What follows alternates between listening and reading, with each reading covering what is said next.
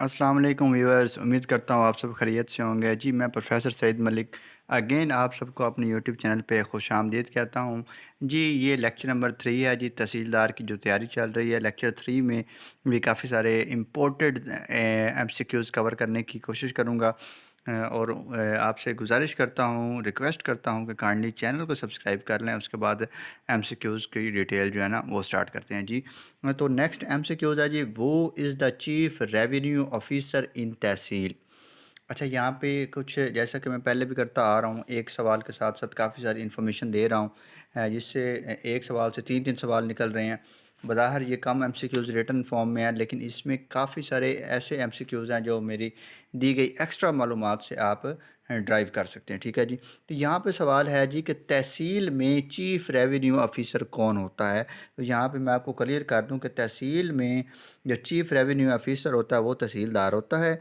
और अगर district level पे आपसे पूछ लिया जाए कि चीफ़ रेवेन्यू ऑफिसर कौन होता है, तो वो डीसी साहब होते हैं, डिस्ट्रिक्ट कलेक्टर साहब चीफ़ रेवेन्यू ऑफिसर होते हैं डिस्ट्रिक्ट लेवल पे। ठीक है, तहसील लेवल पे जो आपका यहाँ पे आंसर है वो तहसीलदार है। ठीक है जी, तहसील लेवल पे चीफ़ रेवेन्यू ऑफिसर है, तहसीलदार होता है। ठीक है जी, B option is right option. Next है जी, government may appoint revenue officers of any grade through के गवर्नमेंट ने जो रेवेन्यू ऑफिसर्स अपॉइंट करने होते हैं किसी भी ग्रेड के, वो किसके थ्रू किए जाते हैं। तो यहाँ पे जो अपॉइंट किए जाते हैं उसी के लिए नोटिफिकेशन की जो टर्म है ना वो यूज़ की जाती है। ख़तो किताबत के ज़रिए, ख़तो किताबत के लिए जो एक टर्म यूज़ होती है वो नोटिफिकेशन है। नोटिफिकेशन के थ्रू जो है ना वो अपॉइंट किए जाते हैं। ठीक है जी, B option, C option is right option. Next है जी, board of revenue shall work under the control of.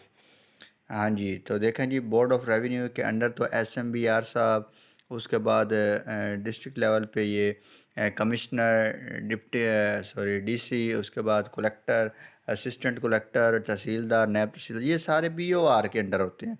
और यहाँ पे सवाल आ गया जी कि बीओआर बोर्ड ऑफ रेवेन्यू किसके अंडर काम करता है। तो ये एक्ट आपको पता है कि पंजाब का एक्ट है जी, पंजाब लैंड रेवेन्यू एक्ट है। तो इसका जो आंसर होगा वो गवर्नमेंट ऑफ पंजाब होगा, कि बीओआर गवर्नमेंट ऑफ पंजाब के अंडर काम करता है। ठीक है जी। नेक्स्ट है जी, all the revenue officers shall work under the control of, के तमाम जो रेवेन्यू ऑफिसर्स हैं वो किसके अंदर, रेवेन्यू ऑफिसर की बात हो रही है, क्वेश्चन पे गौर किया करें। रेवेन्यू ऑफिसर्स की बात करें तो ये जो है ना वो ऑप्शन दिए गए गवर्नमेंट ऑफ पंजाब के अंडर हैं, बीओआर के अंडर हैं, या बोथ ऑफ दीज या नन ऑफ दीज। तो इसका जो राइट ऑप्शन है वो बोर्ड ऑफ रेवेन्यू है। All revenue officers shall work under the control of board of revenue, B option is right option. Next है जी, the top most revenue officer in the division is. देखें ये question मैंने पहले आपको clear किया है क्वेश्चन नंबर 36 में। तहसील लेवल पे चीफ़ रेवेन्यू ऑफिसर तहसीलदार साहब होते हैं, और डिस्ट्रिक्ट लेवल पे chief revenue officer collector, district collector होते हैं, डीसी साहब होते हैं। इसका क्वेश्चन का ए ऑप्शन राइट ऑप्शन है, डीसी।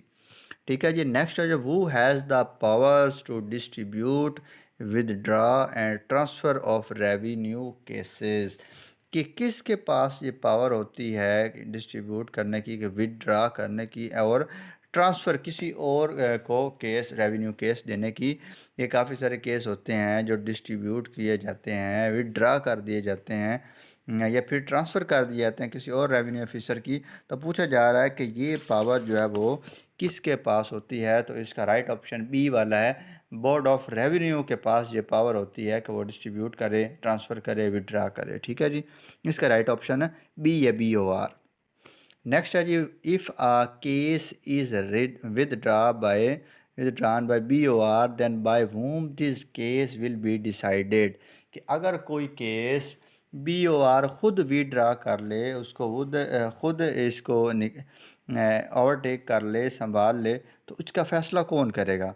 तो इसके जो है ना ऑप्शन हैं जी, बीओआर इटसेल्फ, के बीओआर बोर्ड ऑफ रेवेन्यू खुद, या फिर कमिश्नर, या फिर एनी रेवेन्यू ऑफिसर। तो यहाँ पे इसका आंसर ऑल ऑफ दीज होगा। ऑल ऑफ दीज क्यों होगा उसकी वजाहत करता हूँ कि बी और आर जब डायरेक्ट कोई केस विदड्रॉन करेगा तो वो उसकी पावर ये होती है कि वो ख़ुद भी डील कर सकता है, वो उसको बाकी रेवेन्यू ऑफिसर जैसे कमिश्नर के भी हैंड ओवर कर सकता है, और किसी भी रेवेन्यू ऑफिसर्स के अंदर बेशक वो छोटा है बड़ा है, बोर्ड ऑफ रेवेन्यू को ये इख्तियार होता है कि वो किसी के अंडर भी उसको केस को दे के उसका फ़ैसला करवा सकता है। इसलिए यहाँ इसका जो राइट ऑप्शन होगा वो डी वाला होगा, ऑल ऑफ दिस। ठीक है जी।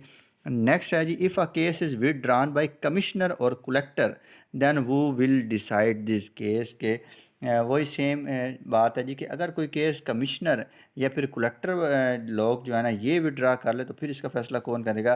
तो सेम पावर है जी कि कमिश्नर को भी और कलेक्टर को भी ये अथॉरिटी होती है, इजाज़त है एक्ट के मुताबिक कोई ये केस विड्रा करें तो उसका फ़ैसला ख़ुद भी कर सकते हैं और उस केस को ट्रांसफ़र या किसी और रेवेन्यू ऑफिसर के हैंड ओवर भी कर सकते हैं। इसका राइट आंसर भी ऑल ऑफ दीज होगा। नेक्स्ट है जी, is it lawful for government to appoint one and the same person to any two or more of the offices. Offices से मुराद यहाँ पे ये नहीं है कि किसी बिल्डिंग में दो कमरे किसी अफसर को दे दिए जाएं कि ये कमरा भी आपका है और ये दूसरा कमरा भी आपका है।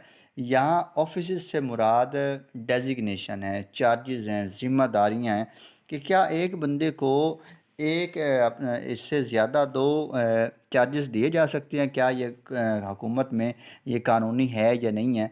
तो इसका राइट ऑप्शन ए वाला है, यस जी बिल्कुल दिए जा सकते हैं। जैसे कि आपको रिसेंटली पाकिस्तान की बड़ी ज़बरदस्त पर्सनैलिटी है मोहसिन नकवी साहब, आपके सामने ये काफ़ी सारे तीन ओहदे इनके पास एट अ टाइम चल रहे हैं। एशियन क्रिकेट के भी सदर हैं, ये पीसीबी के भी चेयरमैन हैं और वज़ीर दाखिला भी हैं। तो ये हुकूमत को ये कानूनी तौर पर ये इजाज़त है कि वो एक बंदे को एक से ज़्यादा चार्जेस दे सकते हैं। A option yes is the right option. ठीक है जी। नेक्स्ट है जी, how government will confer power to revenue officer, कि हुकूमत जो है वो किसी जो काम करने के लिए जो स्पेशल टर्म यूज़ करती है, क्या तरीक़ाकार होता है। तो उसमें ये है कि हुकूमत जो काम करना होता है वो ख़त व किताबत के ज़रिए करती है, ठीक है ना। और हुकूमत ख़त व किताबत के लिए एक स्पेशल टर्म का इस्तेमाल किया जाता है जिसको नोटिफिकेशन का नाम दिया जाता है। तो इसका भी यहाँ पे जो राइट ऑप्शन होगा वो नोटिफिकेशन होगा, जो इसका आंसर होगा। ठीक है जी। नेक्स्ट है जी, when a revenue officer is transferred from one local area to an other local area, his power will। तो क्वेश्चन बहुत ही इंपॉर्टेंट सवाल है जी कि अगर एक रेवेन्यू ऑफिसर एक एरिया में अपनी खिदमात सर अंजाम अपने फ़राइज़ सर अंजाम दे रहा है और एक से ज़्यादा चार्जेस उसने संभाले हुए हैं और उसका हो जाता है ट्रांसफ़र दूसरे एरिए में, तो फिर उसकी पावर्स का क्या होगा।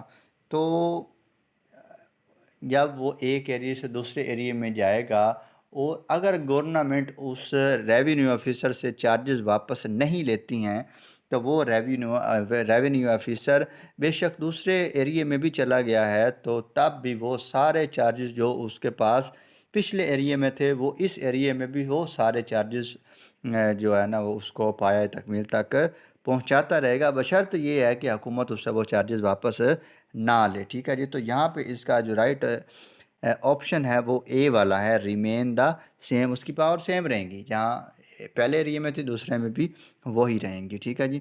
नेक्स्ट है जी इसका, वो has the power to make rule as procedures. किसके पास पावर होती है जो कानून रूल्स रेगुलेशन जो है ना उसको बना सकती है। तो यहाँ पे बोर्ड ऑफ रेवेन्यू के पास BOR के पास ये इख्तियारात होते हैं कि वो ये सारे कानून बना सके। ठीक है जी।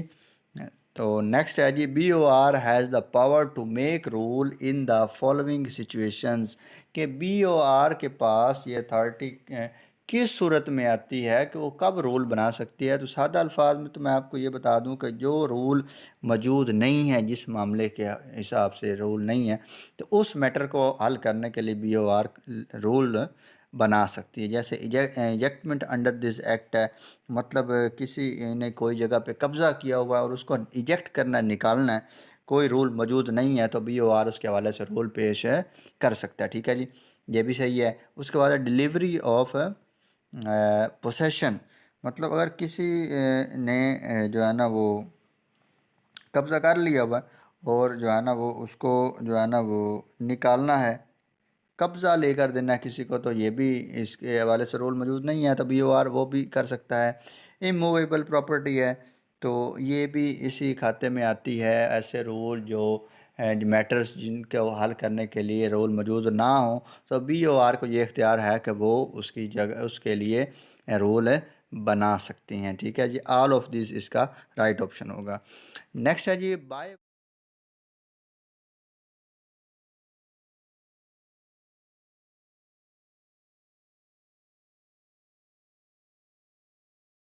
जी, if a person is summoned by a revenue officer, sorry, कि अगर रेवेन्यू ऑफिसर किसी बंदे को पर्सनली बुलाना चाहे तो उसकी जगह उसका फिर क्या हल है जी? उसकी जगह कोई कंसर्न बंदा ही आना चाहिए, वही जिसको बुलाया वही आना चाहिए, एडवोकेट या कोई वकील पेश होना चाहिए, या अथोराइज एजेंट आना चाहिए, या एनी ऑफ देम, या इनमें से कोई भी आ सकता है? तो इसका आंसर है कंसर्न्ड पर्सन। कि अगर रेवेन्यू ऑफिसर ने अगर किसी बंदे को तलब किया है तो वही कंसर्न्ड बंदा ही आएगा।